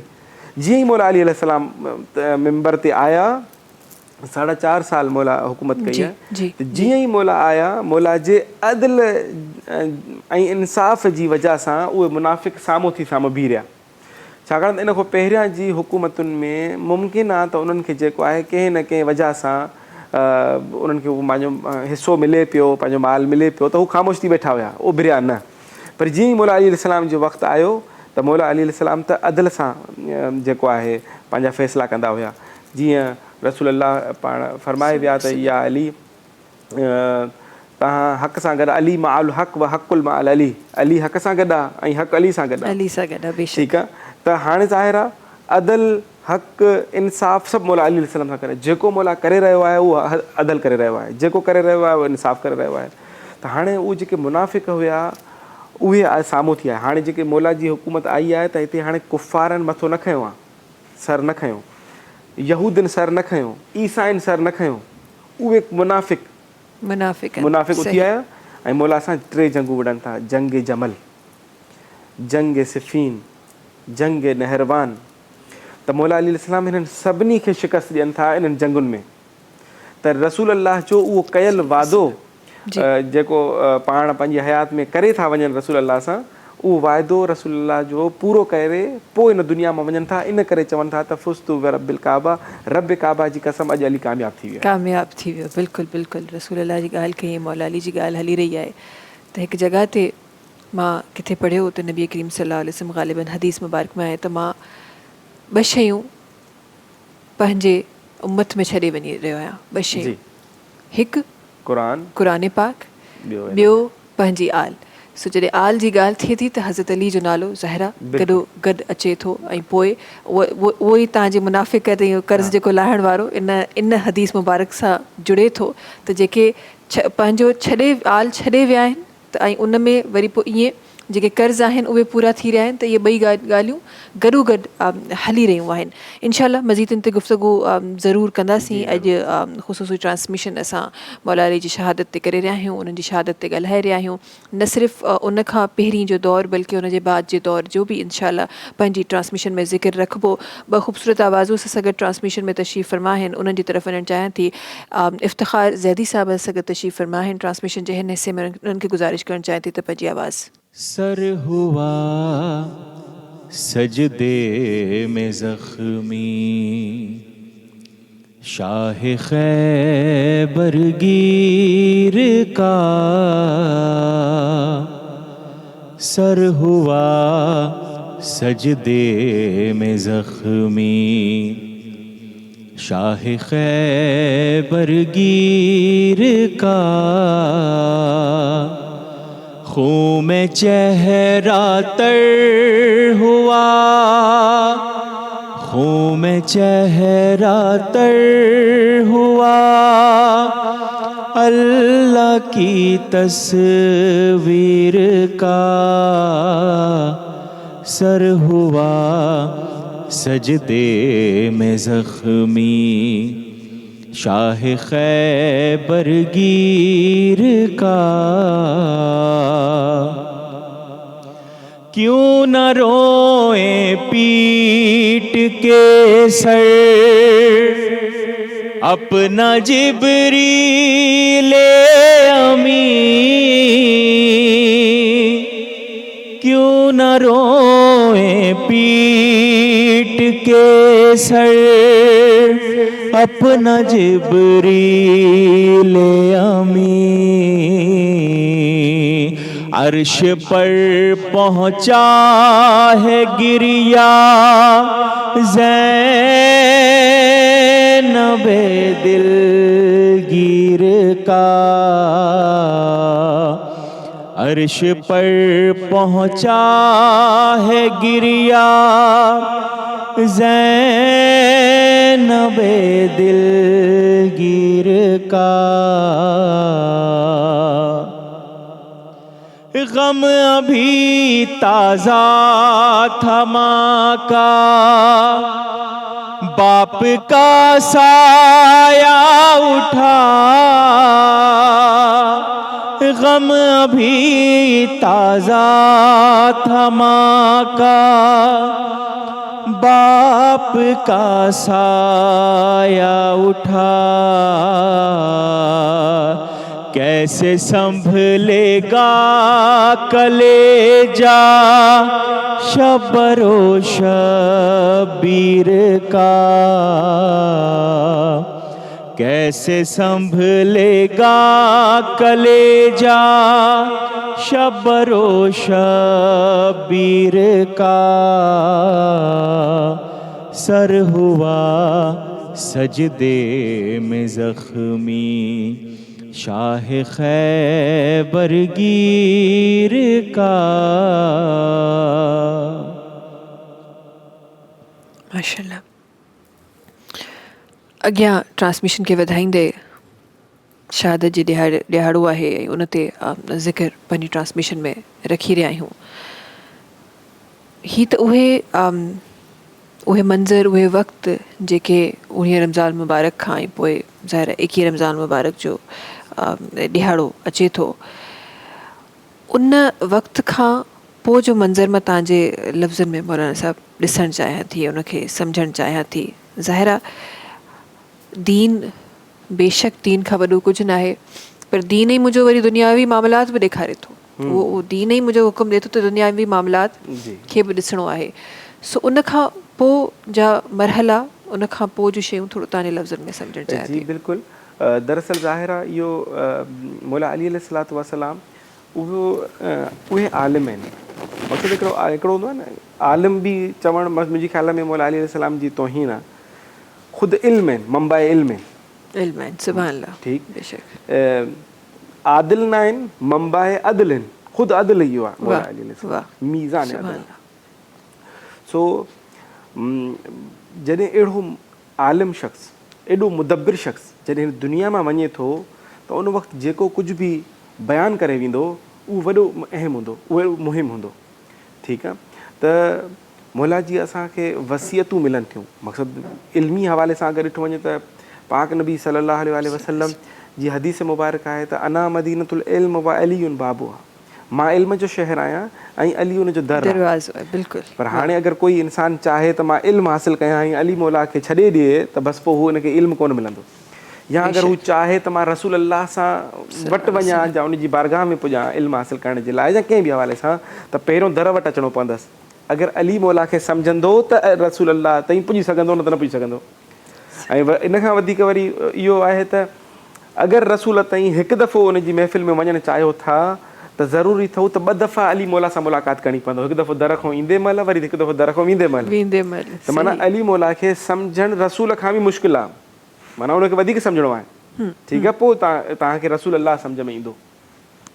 त उहो अली जंहिंजे लाइ अल्लाह रब्बुल इज़्ज़त मक़सदु मुख़्तलिफ़ जंगुनि जे अंदरि ई मसलन अगरि किथे का जंग में अगरि का तलवार टुटी थी वञे मौला अली अलैहिस्सलाम जी, त रसूल अल्लाह पंहिंजी तलवार कोन थो ॾिएसि। रसूल अल्लाह खां पुछा कई वई त या रसूल अल्लाह, हाणे जंग जे दौरान थियो ईअं हुयो, जंग उहद जे अंदरि जेका तलवार वारो सिलसिलो थियो त थियो ईअं त कावा जी जंग हिनखे चवंदा आहिनि, काफ अलिफ वाव हे, कावा जी जंग। जीअं ई ऐलान थियो त मुसलमाननि जो रसूल या मोहम्मद क़तल थी वियो आहे, त जेके साहबी हुया उन्हनि चयो त जॾहिं रसूल ई न रहियो जंहिंजे करे असां विढ़ूं पिया त असांजो फ़ाइदो कहिड़ो, भॼ त का तलवार मुंहिंजे पोयां न अचे। हे सभु भॼी विया सवाइ अली या हिकु ॿियनि शख़्सियतुनि जी। हाणे मौला अली अलैहिस्सलाम खां बि रसूल अल्लाह पुछा कई बाद में, यार ए अली जॾहिं सभु भॼी विया त तू छो न भगे? जी, आप समझ तो रहे ना मेरी सिंधी में? मैं असल में उर्दू में बोल सकता हूँ, मगर मैं चाहता हूँ कि सिंधी में बोलूँ क्योंकि सिंधी के नाजरीन बहुत ज़्यादा हैं जी, और चैनल का भी हक सही तरह अदा तब होगा जब सिंधी में, हालांकि मेरे लिए सिंधी थोड़ा मुश्किल है बोलना, मैंने पहले भी प्रोग्राम कहा था। तो मौला अली अलैहिस्सलाम का पूछा कई त या अली जॾहिं सभु भॼी विया तव्हां छो न भॻो? त रसूल जॾहिं तव्हांखे ख़बर पई त मां क़तल थी वियो आहियां त पोइ त मौला अली सलाम तो चए त जेको आहे या रसूल अल्लाह जॾहिं मूंखे ख़बर पई त तव्हां क़तल थी विया आहियो त हाणे चयमि त मुंहिंजे रहण जो ज़िंदा रहण जो फ़ाइदो कहिड़ो, क़तल थी वञा मां पाण बि। त रसूल अल्लाह विच में हिन मौला अली सलाम चौधारी घोड़े खे उन जी जेका इहो नेज़ो हूंदो आहे, नेज़े खे अगरि पेर में विझी ऐं उनजे रकाब में अहिड़े तरीक़े सां फासाइबो आहे त उहो उनजी जेका हिकिड़े एंगल ते उनजी गर्दन मुड़ी वेंदी आहे घोड़े जी, पोइ उहो घोड़ो सिर्फ़ु गोल फिरंदो, जेतिरो भॼंदो रहंदो उहो गोल फिरंदो रहंदो। मौला अली सलाम पंहिंजी तलवार सां रसूल अल्लाह जे चौधारी गिर्द जेको आहे मुशरिकीन खे परे कंदो वञे पियो ऐं पाण उहो दाइरो वॾो थींदो वञे पियो। त ईअं कंदे कंदे दायरा एॾी तलवार जो ई हली त उहा तलवार टुटी पई। त रसूल खे खपे पियो त फौरी पंहिंजी तलवार खणी अली खे ॾिए, अली वटि विढ़े थो पियो त इहो वटि, पर मौला अली रसूल खे ॾिसे थो, रसूल अल्लाह अर्श खे ॾिसे थो। अल्लाह खे चवनि था त परवरदिगार इहो नासिर ॾिनो बि तूं हुयो त इनखे असलो बि तूं ई मोकिल, तू ही मोकिल। अल्लाह अल्लाह अल्लाह अल्लाह जे तरफ़ां जेको आहे तलवार नाज़िल थिए थी ऐं जंहिंजो नालो ज़ुल्फ़कार आहे। बिल्कुलु बिल्कुलु। ऐं ज़ाहिर जॾहिं तव्हां अहिड़ा वाक़ियात अहिड़ा मौजज़ात ॾिसो था त उन में जेको जेको कुझु थिए थो कंहिं मक़सद सां थिए थो, उहो इंसानी ज़हन नथो सोचे सघे, पर उहो कंहिं न कंहिं मक़सद सां थिए थो। उहो तलवार जो तमामु जेको किस्सो आहे उन जे पोयां हिकु मक़सदु हो। अच्छा, अॻियां वधंदे असां सां गॾु सैयद मोहसिन रज़ा जाफ़री साहब तशरीफ़ फरमा आहिनि, उन्हनि खे गुज़ारिश करणु चाहियां थी त ट्रांसमिशन जे हिन हिस्से में पंहिंजी आवाज़ रखनि। बिस्मिल्लाहिर्रहमानिर्रहीम। बिस्मिल्लाहिर्रहमानिर्रहीम। अल्लाहुम्मा ला अनका अमीरुल मोमिनीन। एक बहन है बीवी ज़ैनब सलामुल्लाह अलैहा का, कि जब इमाम हसन अलैहिस्सलाम अपने बाबा का कफन बंद कर रहे हैं तो बीबी क्या बयान कर रही हैं वो पेश कर रहा हूँ। अरे रुख से एक बार कफन और हटा दो भैया, रुख से एक बार कफन और हटा दो भैया, मेरे बाबा का मुझे चेहरा दिखा दो भैया। बीबी क्या कहती है सुने। अरे आज बाबा जो मेरे घर से चले जाएंगे,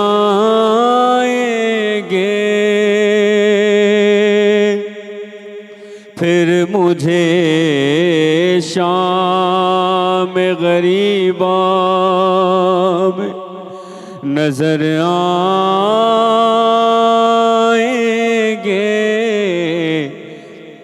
इतने दिन कैसे गुजारूंगी बता दो भैया। मेरे बाबा का मुझे चेहरा दिखा दो भैया। आपने ये बात सुनी होगी कि जब रसूल खुदा को ज़ौफ़ महसूस हुआ था तो उन्होंने अपनी बेटी बीबी फातिमा ज़हरा की चादर मंगाई थी कि बेटी मुझे वो चादर ओढ़ दो। तो अभी बीबी ज़ैनब कमसनी में क्या कह रही हैं। अरे जैसे अम्मा की रिदा में थी शिफा नाना की,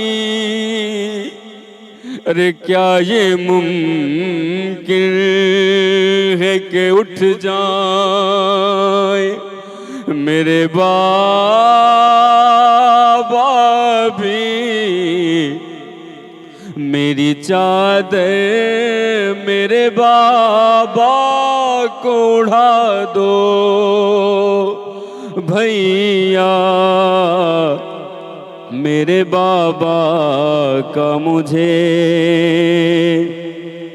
चेहरा दिखा दो भैया। अरे हाय शबीर से ज़ैनब ने कहा रो रो कर, अरे सोना लगता है अमामे के बिना बाबा का सर पे बाबा के अमामा तो सजा दो भैया। मेरे बाबा का मुझे चेहरा दिखा दो भैया। तुरंत पढ़ दो। माशाल्लाह। वक्त है ब्रेक जो कुछ ही देर में तहाँ से मुलाकात के था सलाम रमज़ान में। सलाम रमज़ान, सलाम रमज़ान। सलाम रमज़ान से गॾु हिकु दफ़ो ॿीहर तव्हां सभिनी साम्हूं हाज़िर आहियूं। ॿिनि ख़ूबसूरत आवाज़ुनि असांखे जॉइन कयो आहे। ॿिनि मुंहिंजी भेनरुनि हिन ट्रांसमिशन खे जॉइन कयो आहे। सहर ज़ैदी साहिब आहिनि जिन असांखे जॉइन कयो आहे। गॾोगॾु असां सां गॾु सैदा लुबाबा ज़ैदी साहिब आहिनि जिन असांखे जॉइन कयो आहे। ट्रांसमिशन खे अॻियां वधायूं था। सहर ज़ैदी साहिबा खे गुज़ारिश करणु चाहियां थी त पंहिंजी ख़ूबसूरत आवाज़ ट्रांसमिशन जे हिन हिस्से में रखनि। बिस्मिल्लाह रहमान रहीम। उठ गया बाप का सर से साया, उठ गया बाप का सर से साया। आज ज़ैनब यतीम हो गई, आज ज़ैनब यतीम हो गई। रो रहे हैं ये मेहराब व मिंबर, कह रहे हैं ये जिब्रील रोकर, इब्ने मुल्जिम ने ये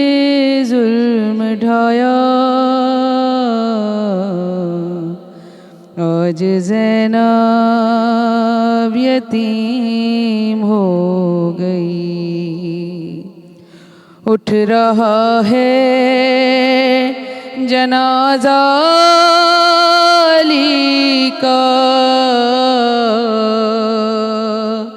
एक महशर का आलम था बरपा,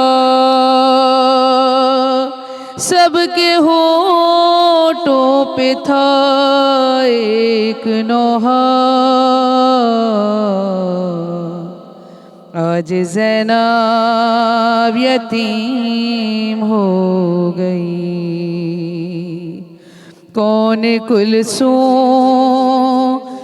को दे दिलासा, और तड़पती है गम से खतीजा, मौला बास करते हैं गिरिया, आज ज़ैनब यतीम हो गई। माशाल्लाह माशाल्लाह। अॻियां वधायूं था ट्रांसमिशन खे। मौलाना साहब, असां जॾहिं तारीख़ में ॾिसूं था, रिवायतुनि में ॾिसूं था, त जिथे खोड़ सारियूं ॿियूं शयूं जेके आहिनि उहे असां वटि असांखे नज़र अचनि थियूं। जॾहिं हज़रत अली करमल्ला वजह जी ॻाल्हि थिए थी, उन्हनि जी ज़िक्र जी ॻाल्हि थिए थी, त खोड़ सारियूं शयूं असांखे नज़र अचनि थियूं। गॾोगॾु उन्हनि जेके वसीयतूं कयूं उन जो बि रिवायतुनि में ज़िक्र शामिलु आहे। चाहींदमि त उन ते बि ट्रांसमिशन में रोशनी विझंदा हलूं, बिकॉज़ ज़ाहिर उहो बि हिकु मरहलो शहादत जे क़रीब जो मरहलो आहे, इन्हनि ॾिहाड़नि जो मरहलो आहे। उनजे हवाले सां जी बिल्कुलु। जीअं असां पहिरें बि सेगमेंट में ॻाल्हाए रहियासीं त ज़ाहिर जॾहिं हिकिड़ो मुदब्बिर ऐं हिकु आलिम शख़्स जॾहिं दुनिया में वञी रहियो हुजे ऐं उहो का वसियत करे वञे त उहा वसियत वॾी ख़ासि हूंदी। ऐं वसियत ज़ाहिरी तौर ते त इमाम हसन हुसैन खे करे रहिया आहिनि, पर दर हक़ीक़त क़यामत ताईं जी बशर जे लाइ उहो जेको आहे हिकिड़ो रस्तो ॾसी वञनि पिया त सिरात मुस्तक़ीम जो रस्तो इहो अथव। उन में इहो हुयो त सभ खां पहिरियों तव्हां जेको आहे निमाज़ खे पंहिंजे सरे वक़्त ते पढ़िजो, ठीकु आहे। यतीमनि जो वॾो ख़्यालु कजो। यतीमनि जो मक़सदु एॾो मौला अली अलैहिस्सलातु वस्सलाम त एॾो तव्हांखे ताक़ीद उन्हनि जो ॾसियां त एॾो ताक़ीद आहे इमाम जो यतीमनि जे हवाले सां, शायदि कंहिं ॿिए इमाम जो नथो मिले। पोइ छाकाणि त कूफ़े में यतीम इलाही बि हुया उन ज़माने में। उन जी वजह इहा हुई त मौला अली अलैहिस्सलाम सां जेका जंग थियनि थियूं उहे मुसलमान था कनि। जेके मुनाफ़िक़ मुसलमान हुया उन्हनि मौला सां जंगूं कयूं। जंग जमल आहे, सिफ़ीन आहे, 70,000 माण्हू जंग सिफ़ीन में शहीद थियनि था, क़तल थियनि था। हाणे ज़ाहिर आहे उन्हनि जी जेके औलादूं आहिनि, भली उहे दुश्मन जी औलाद हुजे या पंहिंजे जी औलाद हुजे, यतीम त यतीम आहे, उनजे मथां त हिकिड़ो पीउ जो सायो ख़तमु थी वियो आहे। हाणे अगरि मौला अली अलैहिस्सलाम हाकिम हुजनि त ज़ाहिर आहे उन्हनि जी किफ़ालत उन्हनि जे मथां आहे। पोइ मौला अली अलैहिस्सलातु वस्सलाम छा था कनि, उन्हनि यतीमनि जे घर वञनि था, रातियुनि जो वञनि था, उन्हनि बेवाउनि औरतुनि उन्हनि यतीम ॿारनि जे घर में राशन पुॼाईंदा आहिनि। किथे किथे को वरी को ॿारु चवे थो त जेको आहे मुंहिंजो त बाबो हिकु दफ़ो वाक़ियो आहे त मौला घर ते राशन पुॼाइण विया त उन ॿार बुखिया आहिनि त मौला अटो पुॼायो त हुनजी माउ चयो त मां जल्दी जल्दी में अटो पचाए वठां थी, त तव्हां बि या अली 2-3 मिंट वियो त जेको आहे तव्हांखे बि मां मानी ॾियां। त मौला अली अलैहिस्सलाम त मानी त कोन, पर हुनजे ॿारनि सां खेॾणु लॻी था वञनि। त हुनजो ॿारु चए थो त मुंहिंजो बाबा जॾहिं मूंसां खेॾंदो हो त उहो ॿकरी जो आवाज़ु कढंदो हो। अल्लाह। त मौला अली अलैहिस्सलाम हुननि सां ओड़े तरीक़े सां पेश अचनि था ऐं ॿकरी जो आवाज़ु कढनि था। यतीमनि खे उहो अहसासु था ॾियनि त जेको आहे तव्हांजो अगरि बाबो हले वियो आहे त को मसइलो न आहे, मां वेठो आहियां, मां तव्हांजो बाबो आहियां। त माना यतीमनि जे हवाले सां मौला इलाही ताक़ीद करे विया पंहिंजी औलाद खे। चवनि ज़ुल्म ऐं सितम जो साथ करे न ॾिजो। ज़ुल्म ऐं सितम जे ख़िलाफ़ु जेको आहे हमेशह डटिजी बीह रहिजो। उन सां गॾु गॾु जेको आहे अगरि हीअ दुनिया मूं का शइ तव्हांखां खसिजी वञे त उनजे पोयां न वञिजो, छॾे ॾिजो। ऐं हीअ दुनिया जूं रंगीननि में तव्हां परेशान न थिजो त उनजे पोयां वञो तव्हां। तव्हां दुनिया अगरि तव्हांजे पोयां अचण बि चाहे त उनखे धकारे छॾिजो, मोटाए छॾिजो, दुनिया जी रंगीन में रंगीन न थिजो। उन सां गॾु गॾु करे जेको आहे हमेशह मज़लूम जो साथ ॾिजो। मज़लूम जो साथ ॾियण जे लाइ मौला वॾो ताक़ीद कयो त जेको आहे जेको मज़लूम हुजे उन लाइ आवाज़ु खड़ो कयो। तव्हां अॼु जेको आहे अॼु की दुनिया में तव्हां ॾिसो जेके जंगूं हली रहियूं आहिनि इस्लामी मुल्कनि में, तव्हां हिकु ईरान आहे उहो विढ़ी रहियो आहे त उहो मज़लूम जी हिमायत जे करे थो हुन सां जंग थिए न।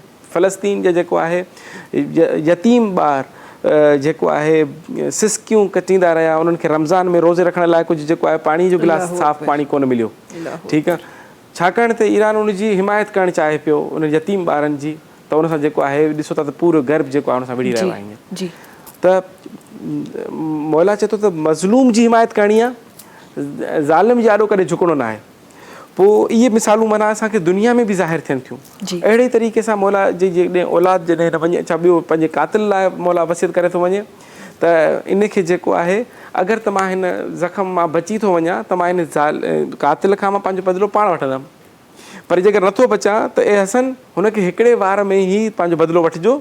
अगरि हुन हिकिड़े वार में हू क़तल थी थो वञे त ठीकु, जे बची थो वञे त हुनजो नसीबु आहे, तव्हांखे ॿियो वार करण जी हुनखे इजाज़त कोन्हे। माना अदालत ॾिसो त अदालत जो अंसर मौला में एॾो आहे जो पंहिंजे क़ातिल सां बि पंहिंजो इंसाफ़ करणु था चाहिनि, इंसाफ़ करणु था चाहिनि, त हुनखे कोई नाइंसाफ़ी हुन सां न थी वञे। त एॾो आदिल इमाम। ऐं ॿी वॾी ॻाल्हि इहा बि आहे त चयो वेंदो आहे त जी ख़वारिजिन मौला खे क़तल कयो, इहो बि ग़लति आहे। कोई ख़वारिजिन मौला खे क़तल न कयो आहे। मौला खे क़तल उन्हनि ई कयो जेके मौला सां जंगू विढ़ी रहिया हुया, उन्हनि ई कयो जिन वरी मौला हसन खे बि शहीद कयो, उन्हनि ई कयो जिन करबला में मौला हुसैन खे क़तल कयो। हे सॼी हिकिड़ी ई लड़ी हुई जेके अहल बैत जे घराने सां अहिड़े तरीक़े सां ज़ुल्म कंदा आया अॻिते हलंदा आया, सिर्फ़ु ख़वारिजिन जो नालो हणी। ऐं ईअं असां चओ त हुननि जा जेके ख़वारिजिन जा अमल के भला हुया, पर मक़सदु त हू दुश्मन पंहिंजे गर्दन तां मौला अली अलैहिस्सलाम जे क़तल खे मिटाइणु चाहे पियो त कंहिं ॿिए ते हणी छॾियईं, त बाबा हू बि दुश्मन हुया, इन करे उहे ई हुया, पर हू ख़वारिजिन मां न हुया। ऐं दुश्मन वाज़े आहे, चिटो आहे, उहो ई आहे जेको करबला में बि हुयो, उहो ई आहे जेको मौला हसन खे बि शहीद थो कराए। ऐं इहो सिलसिलो अहिड़े तरीक़े सां बिल्कुलु ऐं छा ई कहर आहे। इस्लाम दीन इस्लाम जी शुरूआत में जेके जंगूं थियूं साम्हूं कुफ़ार हुआ, काफ़िर हुआ, त हिकु इंसानी ज़हन जॾहिं सोचदे थो त कुफ़ार सां विढ़णु आसानु आहे, काफ़िर आहिनि न, ग़लति चई रहिया आहिनि, अलाह खे न मञी रहिया आहिनि, उन्हनि सां विढ़णु आसानु आहे। पर छा ई मंज़र हूंदो त जॾहिं तव्हांजा पंहिंजा जिन ईमान आंदो आहे, जेके हिकु अलाह खे मञनि था, जेके उहे तमामु शयूं, उहे नमाज़ूं, उहे रोज़ा सभु करे रहिया आहिनि जेके दीन सेखारे रहियो आहे, जॾहिं उहे तव्हांजे साम्हूं अची विढ़नि था, अलाहू अकबर, उहो छा मंज़र हूंदो, उहा छा कैफ़ियत हूंदी। मौला हुसैन खे क़तल करण महिल बि जेके साम्हूं हुया उहे चवनि पिया जल्दी जल्दी हुसैन जो सर कलम कयो त निमाज़ न कज़ा थी वञे, निमाज़ पढ़णी आहे। त इहो वॾो ॾुखियो मरहलो इहो हुयो। बेशक हू कुफ़ार सां विढ़णु सवलो हुयो, मुनाफ़िक़ीन सां ॾुखियो हुयो। बेशक ईअं ई आहे। अॻियां सिलसिलो वधायूं था ट्रांसमिशन जो। सैदा लुबाबा ज़ैदी साहिबा तशरीफ़ फरमा आहिनि, उन्हनि खे गुज़ारिश करणु चाहियां थी त पंहिंजी आवाज़ ट्रांसमिशन में रखनि। बिस्मिल्लाह। ये जनाजा है अली का, शाए खैबर गिर का, ये जनाजा है अली का, ये जनाजा है अली का, शाए खैबर गिर का, ये जनाजा है अली का। आज बाबा मर गया है शब्बरो शबीर का, ये जनाजा है अली का। फातिमा ज़हरा के मरकद से सदाने लगी, फातिमा ज़हरा के मरकद से सदाने लगी, है सदाने लगी। ये मसाइब रह गया था क्या मेरी तकदीर का, ये जनाजा है अली का, ये जनाजा है अली का, शाह खैबर गिर का ये जनाजा है अली का। गम अली की बेटियों के फिर से ताज़ा हो गए, गम अली की बेटियों के फिर से ताज़ा हो गए, हाय ताज़ा हो गए। गम अभी भूली कहाँ थी मादरे दिलगीर का, ये जनाजा है अली का, ये जनाजा है अली का, शाह खैबर गिर का, ये जनाजा है अली का। आज बाबा मर गया है शब्बरो शबीर का, ये जनाजा है अली का। माशाल्लाह माशाल्लाह। ट्रांसमिशन में वक्त है ब्रेक जो नाज़रीन तहाँ से मुलाकात क्यों था कुछ ही देर में सलाम रमज़ान में। सलाम रमज़ान, सलाम रमज़ान। सलाम रमज़ान से गॾु हिकु दफ़ो ॿीहर तव्हां सभिनी साम्हूं हाज़िर आहियूं। ॿिनि आवाज़नि असांखे जॉइन कयो आहे। असांखे राहिला आबिद साहिबा आहिनि जिन ट्रांसमिशन जे हिन हिसे में जॉइन कयो आहे, गॾोगॾु दुआ आदिल साहिबा आहिनि जिन असांखे हिन हिसे में जॉइन कयो आहे। ट्रांसमिशन खे अॻियां वधाईंदे, ज़िक्र जे सिलसिले खे अॻियां वधाईंदे राहिला आबिद साहिबा तशरीफ़ फरमा आहिनि। उन्हनि खे गुज़ारिश करणु चाहियां थी त पंहिंजी आवाज़ ट्रांसमिशन में रखनि। बिस्मिल्लाह रहमान रहीम। मेरे अली का कुरान से मिजाज मिलता है, मेरे अली का कुरान से मिजाज मिलता है। कुल ईमान का ईमान से मिजाज मिलता है, मेरे अली का कुरान से मिजाज मिलता है, मेरे अली का कुरान से मिजाज मिलता है। जो करबला में थी गोजी उसी अज़ा की कसम, जो करबला में थी गोजी उसी अज़ा की कसम, मेरे अली का अज़ा से मिजाज मिलता है, मेरे अली का कुरान से मिजाज मिलता है, मेरे अली का कुरान से मिजाज मिलता है 6 महीने का लेकिन रुबाब से पूछो, है 6 महीने का लेकिन रुबाब से पूछो, कि अपने बाई जवां से मिजाज मिलता है, मेरे अली का कुरान से मिजाज मिलता है, मेरे अली का कुरान से मिजाज मिलता है। माशाल्लाह माशाल्लाह, सुभान अल्लाह सुभान अल्लाह। अॻियां वधायूं था ट्रांसमिशन खे। वक़्तु इफ़्तार में कुझु ई वक़्तु बाक़ी रहिजी वियो आहे। इंशाल्लाह उन खां पोइ तव्हां सां गॾु इफ़्तार जो मरहलो बि इंशाल्लाह ज़रूरु उन मरहले में बि तव्हां ऐं मां इंशाल्लाह गॾु हूंदासीं। तव्हांजी तरफ़ अचणु चाहींदमि। ऐं ज़ाहिरा जॾहिं मौला अली जी ॻाल्हि थिए थी त एॾी वॾी ॻाल्हि आहे जंहिंखे हिकु ट्रांसमिशन में माण्हू समप नथो पियो करे सघे। हिन जे लाइ कई अहिड़ियूं ट्रांसमिशनूं खपनि, पोइ बि ईअं लॻंदो त शायदि कुझु रहिजी वियो, न बयानु करे सघियासीं, न ॿुधाए सघियासीं। पर कुझु वक़्तु आहे, कुझु मिंटनि जो वक़्तु आहे, असां वटि वक़्तु एतिरी इजाज़त ॾिए थो असांखे। ऐं हींअर जेका ॻाल्हि मां करण वारी आहियां उन जे लाइ मिंट त मूंखे लॻे थो कुझु बि न आहिनि। उनजो ज़िक्र ई उन मिंटनि में उहो ज़िक्र ई पूरो न थींदो त अञा ॻाल्हि ई छा थींदी। मौला अली जी पर्सनैलिटी, उन्हनि जो ज़िंदगी गुज़ारण जो तरीक़ो, मौला अली जंहिंजी विलादत काबे में थी रही आहे, शहादत मस्जिद में थी रही आहे, जिन जी परवरिश रसूल अकरम सल्लल्लाहु अलैहि वसल्लम करे रहिया आहिनि, पहिरीं ख़ुराक उन्हनि खां थी रही आहे, सुभान अल्लाह। सो उन्हनि जी ज़िंदगी मुबारका ऐं पोइ उन जी ज़िंदगी मुबारका मां हिन वक़्तु असां छा कुझु पिराए सघूं था। सवाल इलाही वॾो आहे, पर चाहींदमि कोशिशि कंदासीं त कुझु वक़्त में उनखे समप करे सघूं। जी वाक़ई सही था चओ त अगरि पाक नबी सल्लल्लाहु अलैहि वसल्लम जी हदीस मुबारका बि आहे त अगरि काइनात में तमामु दरख़्त जेके आहिनि उहे कलम ठही वञनि ऐं जेतिरो पाणी आहे उहो सियाही ठही वञे, पर या अली तुंहिंजी फ़ज़ाइल बयानु करण खां पोइ बि कासिर रहिजी मक़सदु मौला अली अलैहिस्सलाम जो उहो मर्तबो आहे।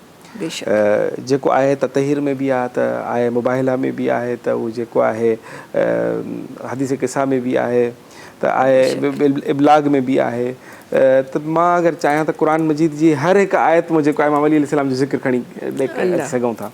पर हाणे मसइलो इहो आहे त जेको आहे अली जहिड़ी शख़्सियत जेका आहे उहा अगरि सम्झ में अची वञे माण्हुनि खे, जीअं मौला अली अलैहिस्सलाम मिंबर कूफ़ा में वेही चवनि था त सलूनी सलूनी क़ब्ल कफ़्किदूनी, त पुछा करे वठो मूंखां, इन खां पहिरियां त मां तव्हांजे विच में न रहां, मां ज़मीन जे रस्तनि खां वधीक आसमान जा रस्ता ॼाणियां थो। ठीकु। सो पर जेको आहे माण्हुनि छा सुवाल पुछा त या अली हिन खजूर में दरख़्त घणा, हिन में घणियूं खजूर लॻल आहिनि, हिन जेको आहे मुंहिंजे मथे में वार घणा आहिनि।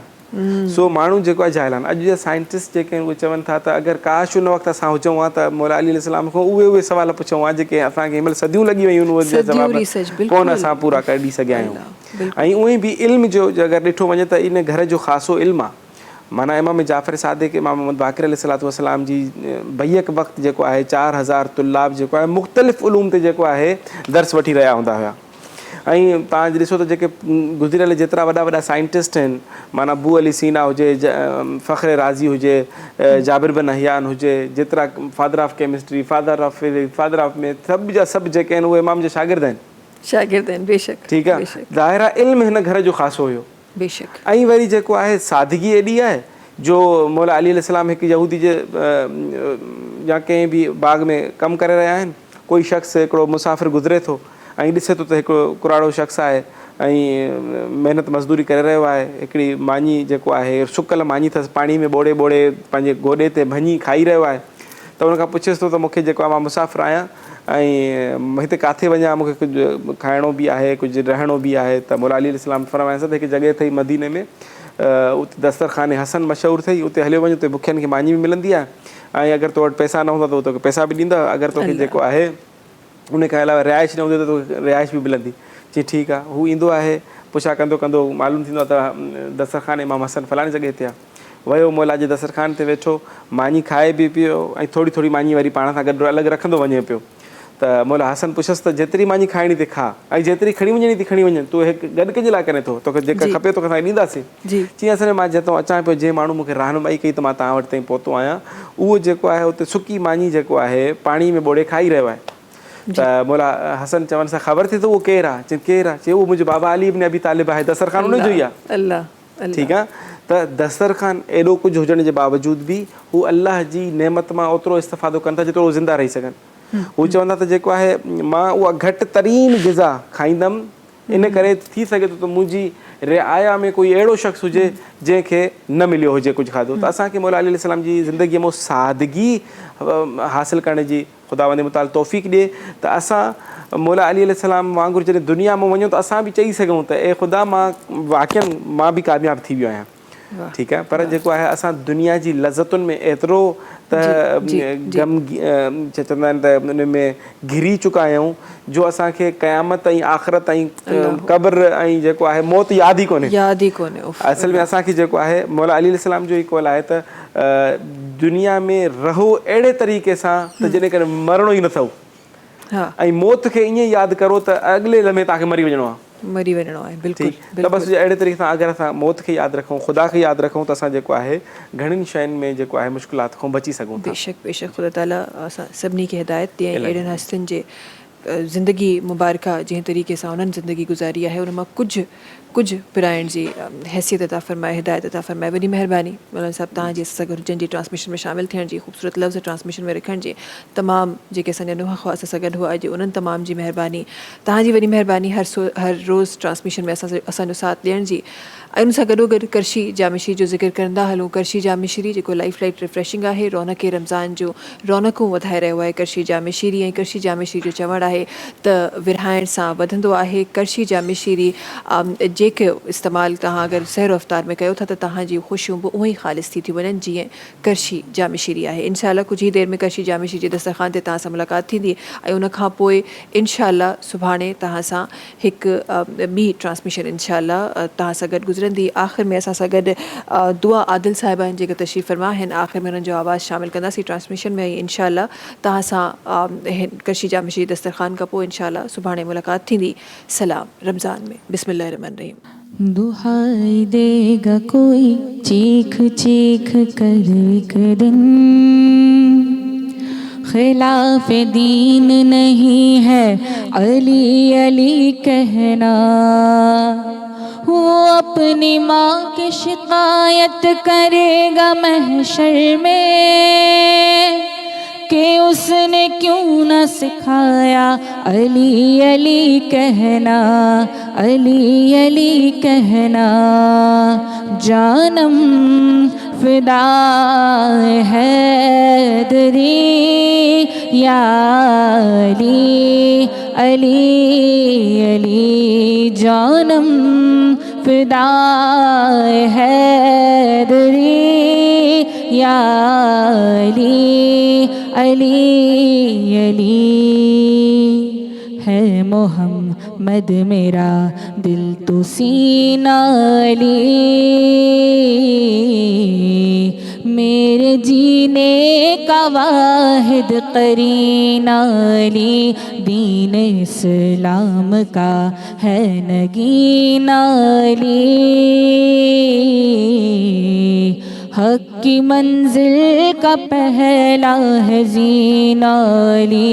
दश्त में अब्र का पहला कतरा अली, मेरा मुर्शिद भी आका भी मौला अली।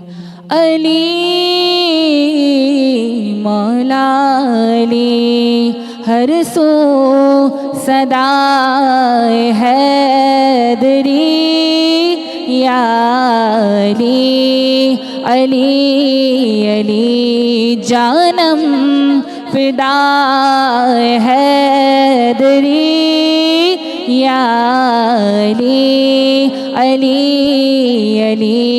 जानम फिदा हैदरी या अली अली अली। सब्सक्राइब कयो असांजो official YouTube channel SIM TV HD Islamic, ऐं वधीक अपडेट लाइ बेल आइकन खे क्लिक करियो।